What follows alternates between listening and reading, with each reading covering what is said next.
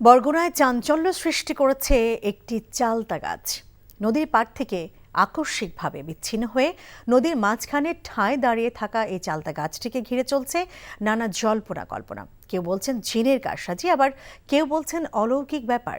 তবে স্থানীয় সচেতন মহল বলছেন ভয়াবহ নদী ভাঙনের আশঙ্কার কথা। বরগুনা থেকে সোহেল হাফিজের পাঠানো রিপোর্ট। বরগুনা জেলা শহরের পাশ দিয়ে পশ্চিম দিকে বয়ে গেছে ঐতিহ্যবাহী খাগদন নদী, আর এ নদীর পাড় ধরেই চলে গেছে বরগুনা পিরোজপুর খুলনা রুটের আঞ্চলিক মহাসড়ক। এ সড়কের পাশে থাকা একটি চালতা গাছ ভাঙনের কবলে পড়ে আকস্মিকভাবে এভাবে নদী গর্ভে চলে যাওয়ায় আশেপাশের সাধারণ মানুষের মাঝে কৌতূহলের সৃষ্টি করেছে। গাছটি দেখতে দূর দূরান্ত থেকে ঘটনাস্থলে এসে ভিড় করছেন অনেক দর্শনার্থী। মাছ ধরতে নামছে, হেরো বলে এরকম পেট দিয়েছে, হে মা চিকুলি দৌড়ই গেছে। ওই একটা গুজো দেওয়া জাকির নাম এই বেরি হেরো ওইরকম পেট দিয়েছে, হেরো আল্লাহ বাঁচাইছে। 6 দিন আগে যে খেওয়া বাই লিলি তারে মানে নৌকায় ডালিতে হাত দিয়েছে। এভাবে মানে প্রায় মানুষই বলে যে এই ঘটনাগুলো এই জায়গায় ঐতি আছে।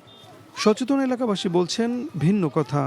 চালতা গাছটি বড় কোনো ভাঙনের ইঙ্গিত দিচ্ছে বলে মনে করছেন তারা।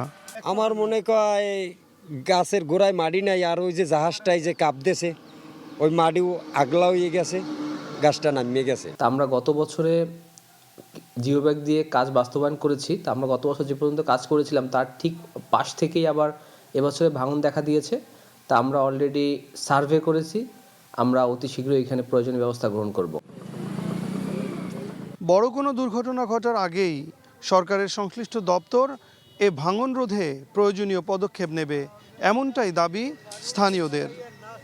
সোহেল হাফিজ, এনটিভি নিউজ, বরগুনা।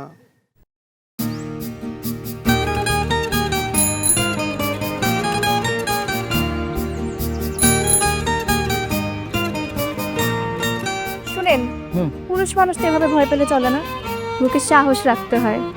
যা বলবেন সোজা সাপটা বলবেন।